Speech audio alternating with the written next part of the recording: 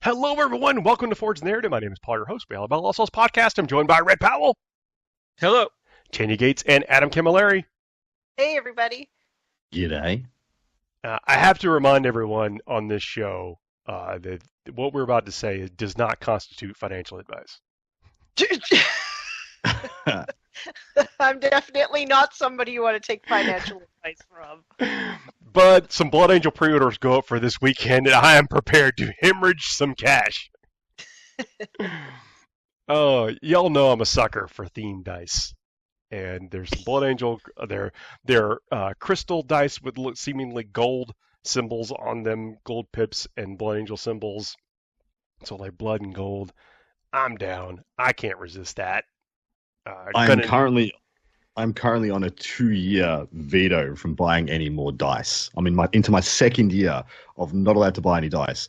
I'm packing up my house to move, and I found like 2 dice bags that I didn't even know I had. I had no idea I had these dice bags. All Full. six-siders? There's all 6-siders, about at least 40 dice in each one. And I found 2 that I didn't know I had on top of the 6 that I could almost fill a bath. I could just go for a swim, like Scrooge McDuck. I can never throw away dice.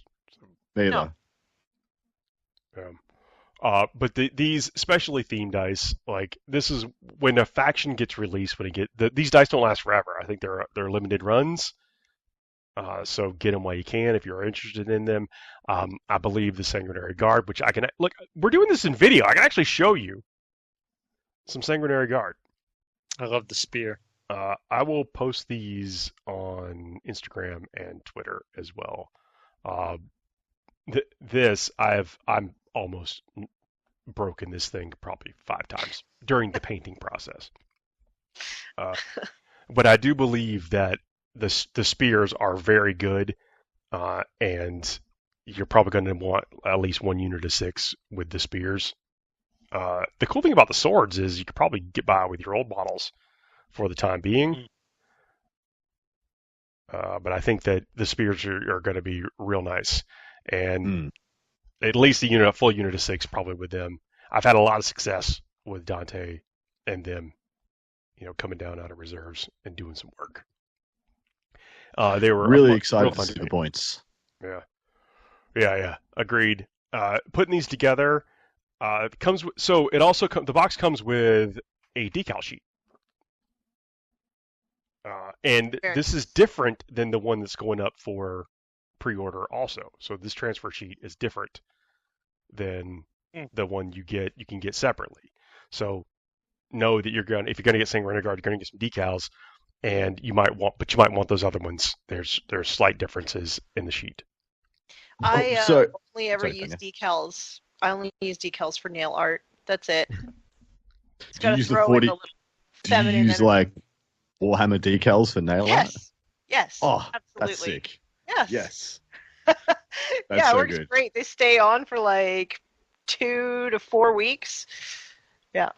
Quality stuff. I was gonna say, Paul. I haven't seen the new Sangard in the flesh, but the old Sangard, there was no way you could put a transfer on those models. There wasn't a flat surface in order to place a transfer upon. Are you saying that there are options now? This place right here. That one right there. If you're not watching us live, you're missing out. But yeah.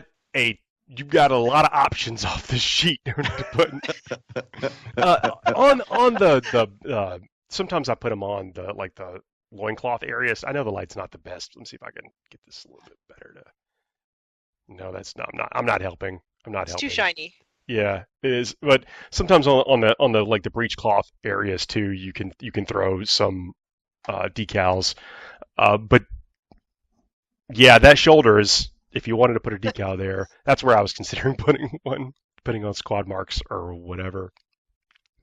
As far as assembling them goes, they're all on your favorite. It's not really tactical rocks. Some of it's like tactical columns. Rubble.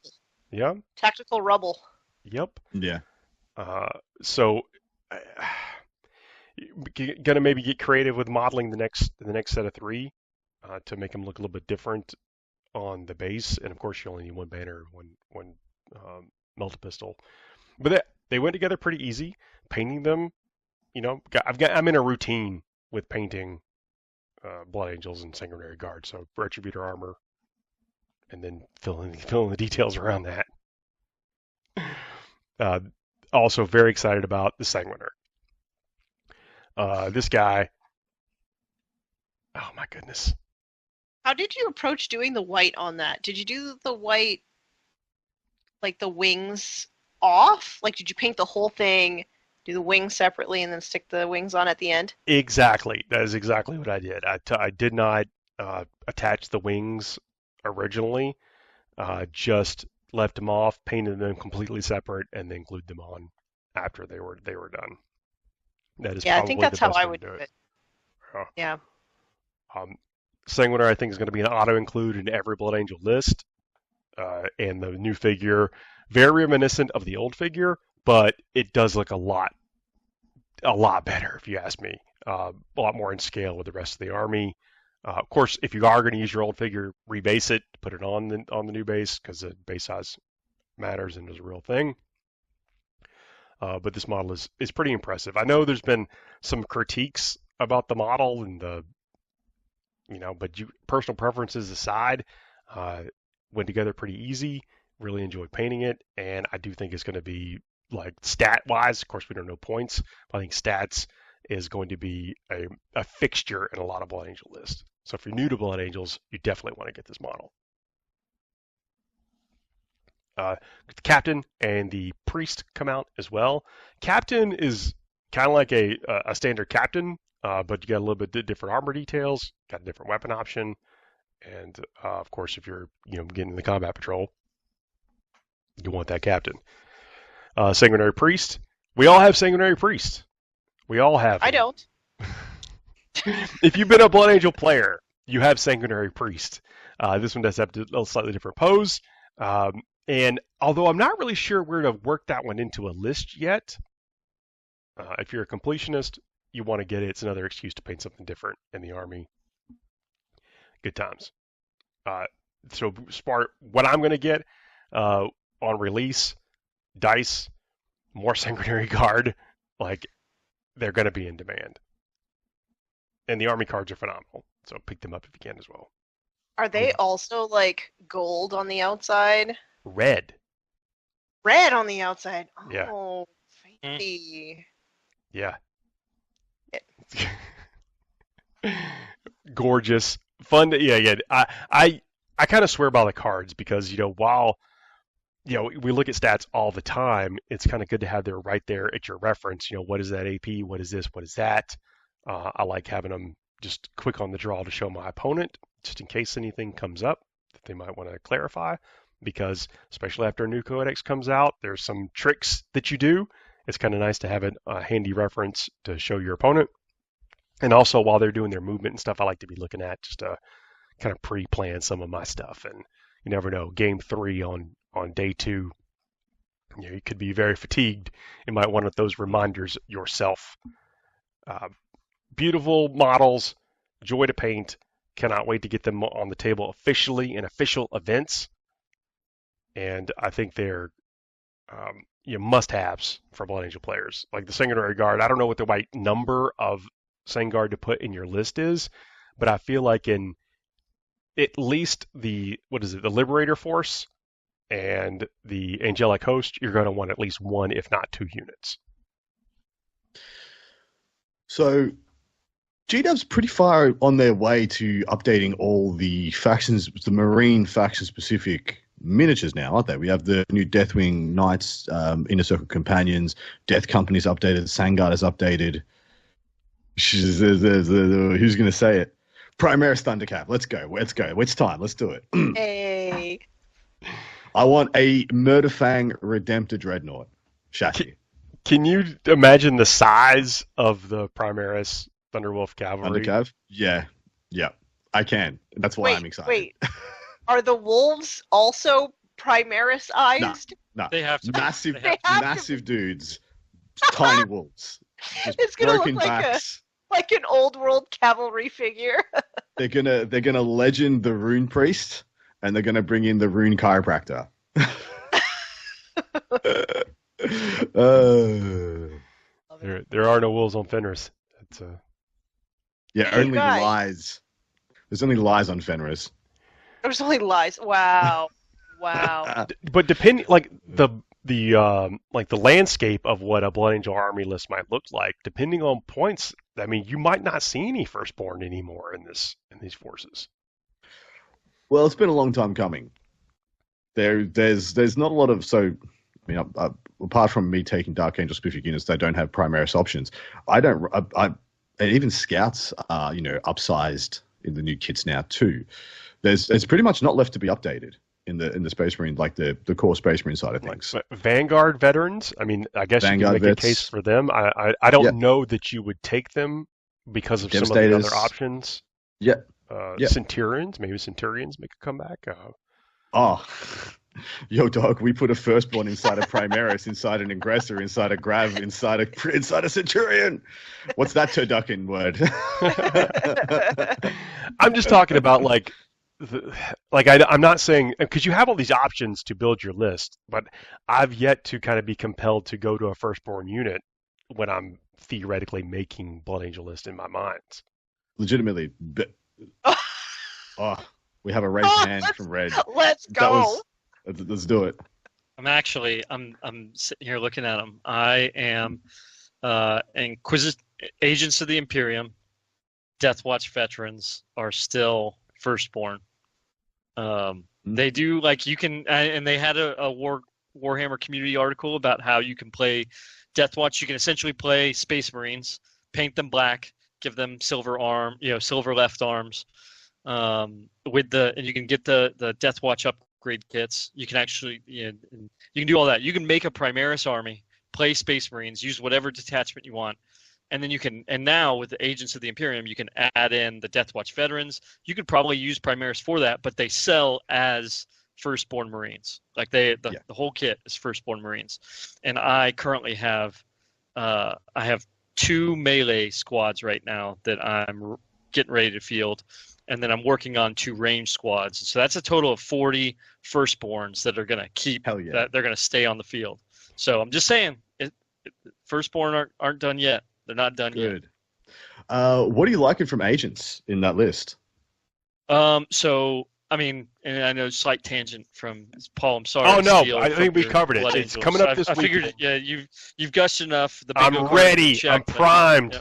Well, as people are hearing this, know that I'm buying stuff. And so for Agents, I'll tell you, the Sisters of Battle. I know that sounds like a crazy little inject, but the Sisters of Battle, they have sticky objectives for the rules. Yep. And you can split the squad when you get the Immolator. And so I went out and got 2 of the Hereticus boxes that come with Immolators, which seem to be kind of hard to find otherwise. And I grabbed those, and then I've got a squad of Sisters that splits up between that. They go in the Immolators, and the 2 Immolators give me my sticky backfield or really midfield, whatever. I do have I've been playing around with what I've been doing, squads of breachers, and then attaching a entourage. rogue trader entourage to it because so good. Yeah, right, and like the medic, and so I've been using so far the Imperial Navy detachment because you get to choose either in your command phase either an offensive or defensive, and the defensive option you increase leadership by 1, you increase OC by 1, and so of all your units, and so everything becomes. I mean, all the breachers are OC2 already, and now they're OC3.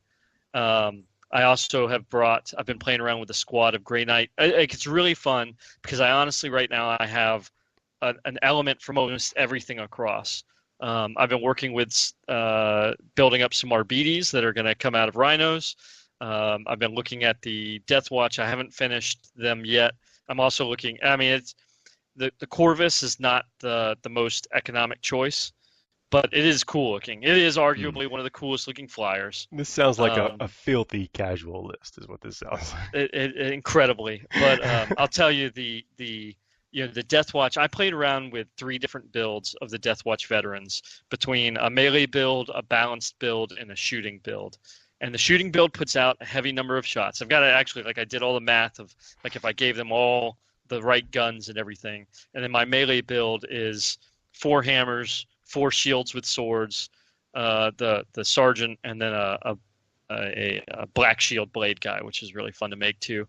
And so 2 squads of that for 20 guys. And then, of course, they don't benefit from the Death Watch detachment, which is all about, Kraken rounds, Hellfire rounds, all the rounds. So these are melee squads. They don't care about that. So they play right into this Imperial Navy piece of having the increased OC and everything because they're battle lines still and whatnot. And so it's a lot of fun. Like, there's just, you can hear all the different directions it's gone. My Grey Knight Terminator squad, it's just 5 guys. I get it. But they're OC2, and then they're OC3 with a detachment, and then you give them the banner, which makes them OC4. So that's 5 guys that are now OC20, on total. Plus, I mean, it's pretty cool. Like, there's some fun stuff to it that you can kind of close the distance on. And I played around with the displacer field stratagem a little bit, which is best strat in the book. It's fun to play around with. Yeah, you're chosen as a target to be shot at.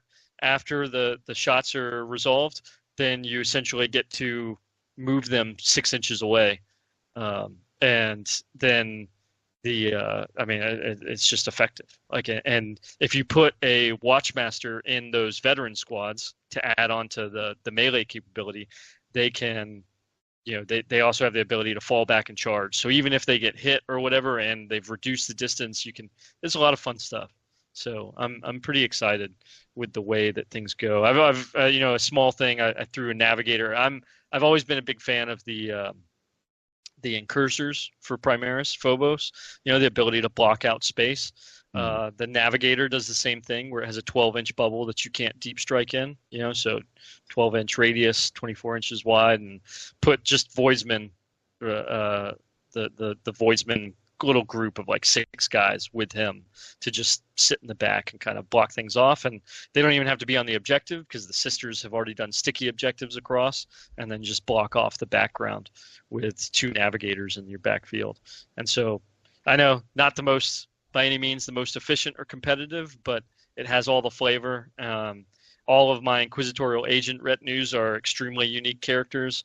I've actually my rogue trader retinues are based off of. I have the kill team set.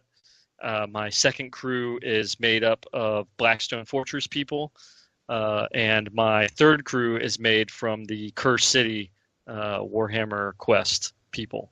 And so a lot of fun where I've been able to mix in a lot of different bits. My Inquisitor retinues, I've got like a witch hunter thing going on. So I brought in from Hexgrave from the Warhammer Underworlds, and also some of the other Age of Sigmar Inquisitor models or witch hunter models. So I've had so much fun with it. I really can't wait to bring this to the grand narrative.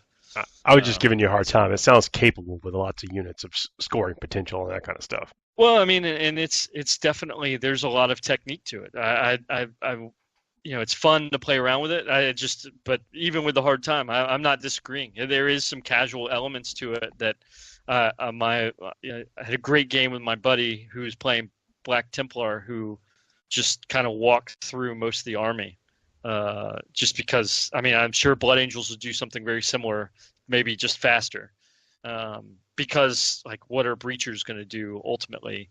And that's kind of the thing. They're not meant to, which I like, it's not meant to be just a super smash killy army. You've got to play it, and you have to, like, okay, I'm going to give you that squad of Breachers. They are going to sit on that objective, and they're going to contest you. You've got, I don't know what the OC, off the top of my head, the OC of your Sanguinary Guard or whatever, but I may come out and still actually hold the objective at the end of it. You've chopped through most of them. Maybe you kill significant portion of them. The retinue's not necessarily the rogue trader retinue doesn't just fall over in a stiff, with a hard breeze there, but it's cool. It's a lot of fun. So I'm enjoying it a lot, and the flavor that comes with it. So it's good. That's real nice. I like you bringing out the OC, but that's a big factor. It's like, how capable is a unit? Because what could it actually achieve, and what do you have to do to shift it? That's why battle line is, Well, you're right. more Battle line, and there's a couple things. It's I think that mechanically, GW and the rules team has always they tried to play with the leadership game, and it's always this thing that we keep coming back to, and like it's never the I don't think anyone's going to win purely competitive constantly just based off of a leadership game, but it is an element, and for being the one person that has always openly, it's no secret or anything, loved things like seize the initiative and other elements like that. Having the ability with leadership to be like, hey, the breachers have a deal where they can do grenades at 18 inches, right? And like why does anybody care about grenades at 18 inches? It's just a fun thing to have, right? And the RBDs have an ability to just choose a unit, or they choose an objective, and they can essentially cause battle shock tests. And it's like, it's not this super efficient management thing, but it is a fun aspect that with some of this stuff, as it goes off and it works, it can make the game go in an interesting direction. So I'm digging that. It's a nice shift around. Firstborn apparently alive in the Imperial Agents. That is. That's right. It's coming. For sure.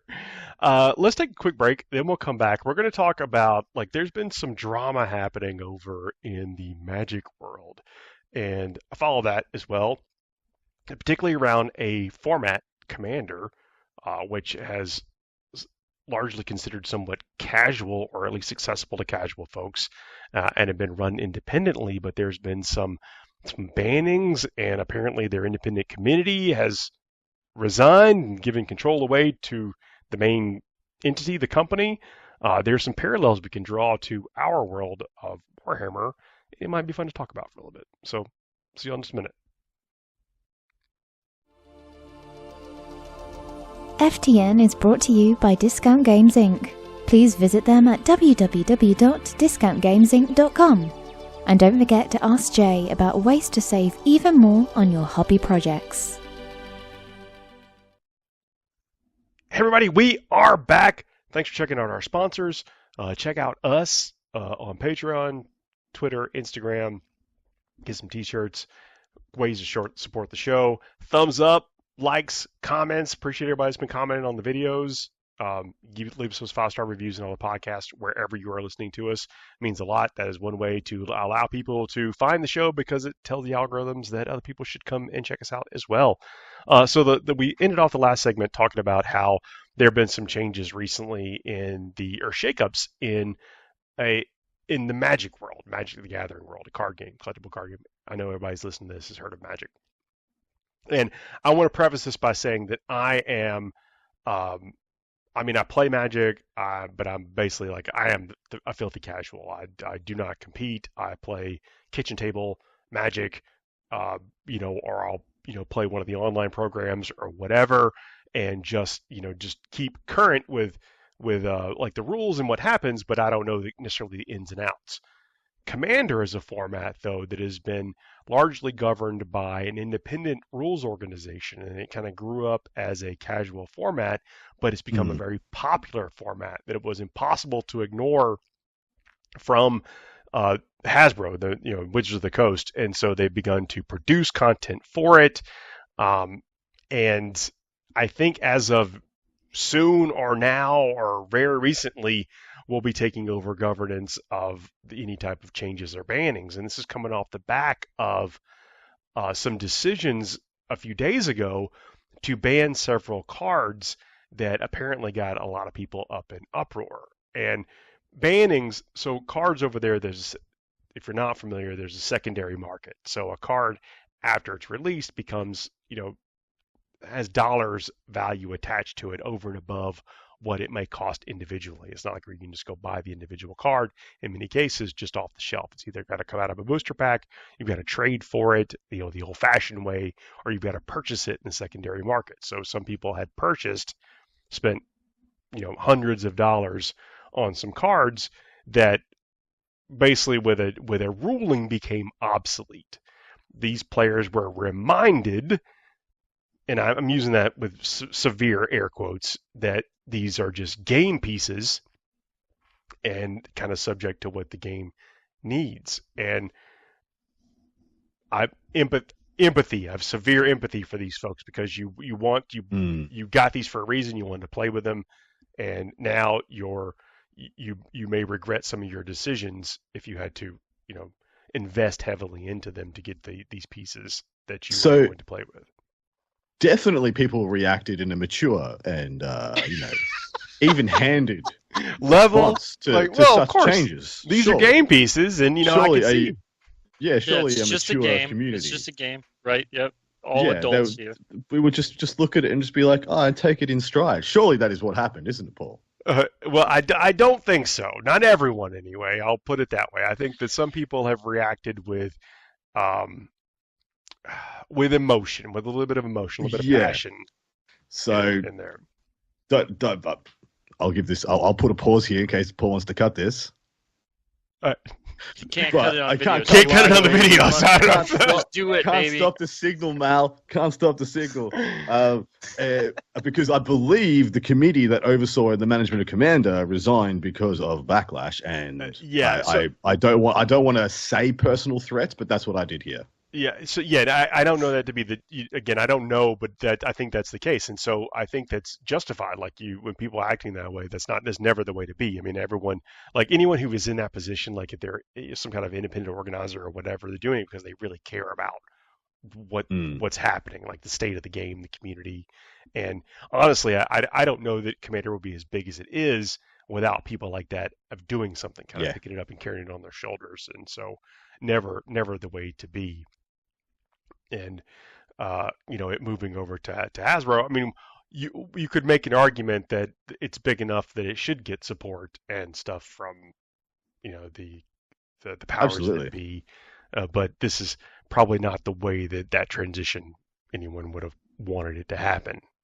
But with that aside, I'd like to talk a little bit about the idea of there are some like unspoken commandments, or maybe they are spoken commandments. Again, I don't play Commander regularly enough to know much about this, so I'm speaking from some point of ignorance and happy to be corrected by comments, anybody, y'all, whatever.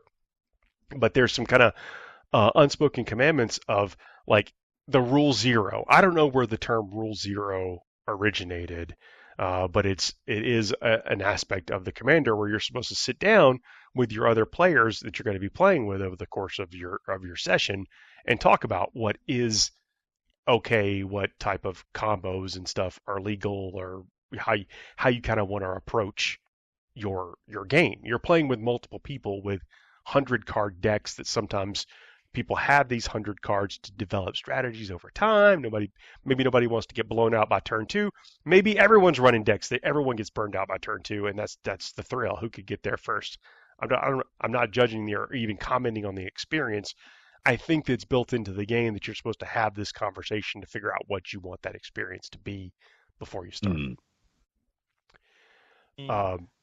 So then there's some weird, other things. kind of like if you came to a table and you were playing a game that had like 20-something books or something like that, and you kind of needed to like explain, like, hey, like, are you aware what my army does? And like, yeah, okay, well, let me just take a second to kind of break this down for you so we're all on the same page and we can have a good time, because we're about to stare at each other for the next 3 hours, and maybe I don't want there to be this feel-bad moment where I just surprise some crazy, rule thing or whatever on you. Weird, like that may be an element that you'd have to exert yourself at. I've got a buddy who would often, during a time, I think as soon as I say what happened, you'll understand the time period this is. He would have this conversation with his opponents and sometimes not play with his Shining Spears. Just take them set them to the side and play, with 1,700 points, kind of thing. I will regularly rock up to like pick up games and whatnot, and I'll have like 1,500 points on my list and like 2 Rogal Dawns.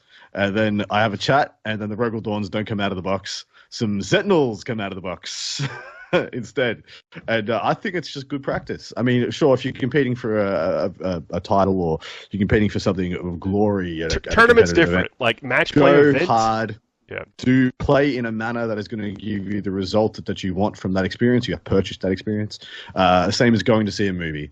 You wouldn't go and see a movie you didn't want to see. So why take a list to an event, you know? But yeah, for pickup games, 100% you need to manage the experience. Because there's no reason, if you're not enjoying a pickup game, there's no reason to not pack up your stuff and leave when the joy ends. I don't disagree there. Or, you know, when you're having that conversation, like it's easy for us to shorthand 2,000 points match play. Let's do it. You know, we all know what that means, but you can take the discussion beyond that. And beyond that is kind of what I want to talk about next, is because I don't know if this was a part of the game before, or if this has been a new release by Wizards after things has happened or whatever. But from what I understand is now they're starting to assign categories of like power level, if we can use that phrase around here again. I don't know if we can we do that? Can we talk about power level? I was a fan of power levels. We're good. All right. Keep going. I just, you know, I know with every like word, everything I'm saying now, I'm slicing down the audience even more. But but everyone, no, everyone plays power level now. I don't care what you say. It's true. How many? It's 100 points. That's just power level 10. Just accept it for what it is, because you got all sorts of weapons and options that used to cost like nitpicky points. It's all gone. You're all playing power level now. Eat it. Oh, Red, stop. But they've assigned like category power levels to cards, and if you have one of those cards in your deck is that category. And so, you know, I think it's even more encouraged to say, you know, we're only playing category 1 through 3 and not category 4 and that kind of stuff. Now, I think how they've assigned certain cards into what category for power level is still subjective. I don't know this to be true as the gospel yet, but my read on it, and from what other people's comments have been, is that it's maybe something a little bit subjective.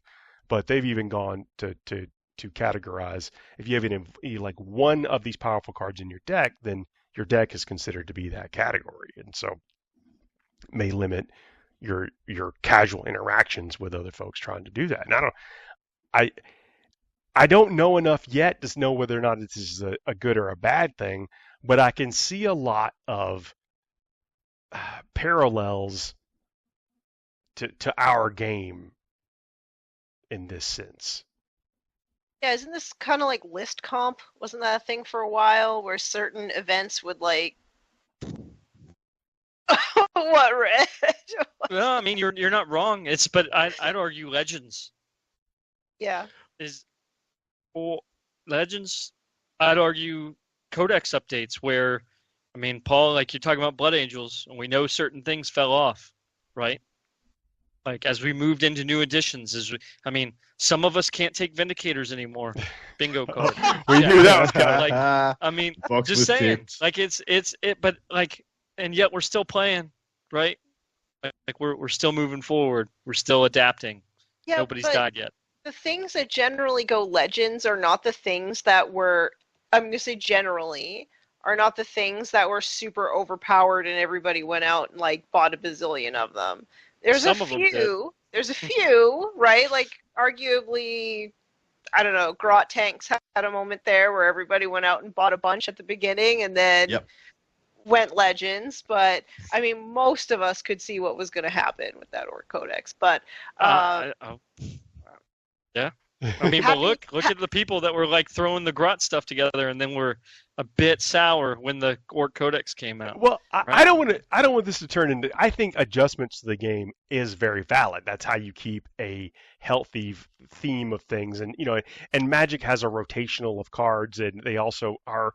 They're sometimes very quick to get in and adjust things, and I don't think that's bad. I think that's good, and I like the fact that in 40k we have a predictable schedule of when we can expect things to change a bit, and you know, people can adjust their habits, their building, their purchasing, their play habits around that if they choose to pay attention to that. Sure. But this was, you know, when I saw this happening with Commander, I was like, wow, you know, there was a time where 5-10 years ago where missions had to change. Like I was one of those independent mission writers, format builders, you know, like that kind of stuff. You know, as a result of that, like progressive objectives became a thing. There's the asymmetrical missions became a thing as a way to, that crept their way back into it. Now we kind of look to the main company as they've taken this in-house now and come back with things that are responsive and are reflective of what a balanced environment looks like. So that part was interesting to me. But as far as the frequency of which they were going to issue updates, I don't know about that, Commander, or whatever. But I do think updates are a good thing in general to keep the game fresh and people engaged and feeling like they get the puncher's chance no matter what. So with this, though, with the correlation of different categories in that, like Rule Zero talk, I don't know that we do enough of that or feel empowered enough about that in our game stores or home games. In my experience, the pregame talks are not great. So like you might have somebody be like, okay, like what do you hope to get out of this game? And then somebody will just be like, I just want to have fun. But like the person that you're playing, their idea of fun might be to crush you in 3 turns, and your idea of fun would be a close game that goes all 5 rounds, but you didn't like come together to discuss that, right? So I think that in general in Warhammer, in what I've seen, the pregame talk is extremely vague, and you don't get enough information out of it. Well, I mean, there's people that want to play the line, and I get it. Like, you want to. Some people, we've talked about it before, but in like military concepts, like surprise is a thing of the offense, right? It's a fundamental element of offensive operations, and people want that. But it also, it's a great point, Tanya, in regards of like people want to achieve that. They want to feel that thrill of achieving that offensive advantage of surprising you, and yet that, like, I can't find an equation that achieves that and then also doesn't make the other person feel bad. Well, and so what assignment of like categories to units and things like that, if you have this category 4 unit in your army, then that's what you display. That's what it is. Like, well, I'm playing a Cat 4 list. Did you bring a Cat 4 list? Yeah, no, I mean, I think that there's some interesting perspective on that. I think that, like when you look at now that Old World has come back in, they have aspects where look, Adam woke up. Like there's parts to this that I mean, that's a thing. Like there's Absolutely. like, and even in Horus Heresy, there's actually a tiered aspect 100%. to 30K, right? Of like, hey, are you bringing a Primarch? Because if you are, like, we've just escalated, and the game has picked up a pace. And why can't 40K do that? 100% think that's the case. I think Kill Team in its more recent, and I know the new edition is just coming out, but before Octarius Kill Team, they were getting into like introducing some super powerful character things or leader characters to Kill Team, and that was like a whole other tier. If you brought a leader, you knew it was if you brought a leader like that, right? Yeah, and so I mean, I don't think that that's out of the question. I think that it could be considered. It could be a format adjustment moving forward in different ways. Where yes, I totally agree. And we're off in like theoretical wish list land right now. We're just talking to talk, by the way. This is as far as game mechanics. Yeah, right. There's no like whatever. But to Tanya, your point, like, what if something like that kind of reduced the friction of that conversation? Like, hey, I'm they used to was it 8th edition? I know we were joking about it with power level, but was it 8th edition where they said, hey, we've got power level? Like they've had open play and matched play, and then they had narrative play, and then when they started to introduce Crusade but we're like, who really played open play, right? I mean, I've found communities where people were doing open play with power level and things like that, and great introduction aspects, not to the point of like where Spearhead's gone to certain extents, right, where they found some interesting ways to bring in an introductory element at a smaller point scale with still this competitive build. I mean, great stuff in Spearhead for Age of Sigmar, but like we've seen different renditions of open play. But if it was tiered in a different approach, maybe that's I think there's legs on that ability to mechanism to stratify the game like that. Something I was thinking about, like dipping my toe into other worlds and seeing what's happening over there. And I do like that they have a very healthy competitive environment. Like it is a rotational thing, and people find ways to innovate no matter what bans happen. They've got their brewers that find a way to bubble up to the top. And they also it's a different world. They can make cards that are like they can release cards in sets that are for different formats, not even for standard, and they've got a much different release thing, but I just thought it was interesting. And when a ban or a legending or something, or even a point change that makes it to where it's just you don't feel good taking that unit anymore, that definitely is disruptive to the people that have invested into that. And I think that's something we can commiserate with across borders into those different games from time to time. But this one seemed to be particularly rocky and has maybe just the news has got me looking at it more, but it seemed to provoke a bunch of change that was not too far out of the realms of something that maybe we could think about. As we try to keep we talk about match play a lot, and we play a lot of match play. We do a lot of match play stuff, but there's a lot of this game that is played on kitchen tables or game stores that have nothing to do with a tournament or a series of games where you have to play the same list and are going to get crowned as the champion at the end. So just thinking about things like that. So how have y'all been? I have been very excited because it is now Orktober. And that means that I've got excuse me? That's right. You heard me. I've got do it again if I have to. Well, I have a bunch of orc projects planned, and I'm very excited about it. Well, we need to hear all about it. It is Orktober. We should do some Orktober festivities around here. So actually my husband and I, we went through all of our terrain because it was kind of all spread out over like several bins. And so we put it all out and we were like, what do we want to keep? What do we want to get rid of? We got rid of a bunch of stuff, and we put our complete sets in their own like self-contained bins. And a few weeks ago I painted up like a bunch of orc scatter terrain, but then we found 2 new pieces, and they're like really old GW like resin like defense lines and stuff. So I'm gonna add these to my set. I was really excited because they're super old, like the marine helmets or even old beakies and stuff on here. So yeah, I really love these. So that's one of my projects for October.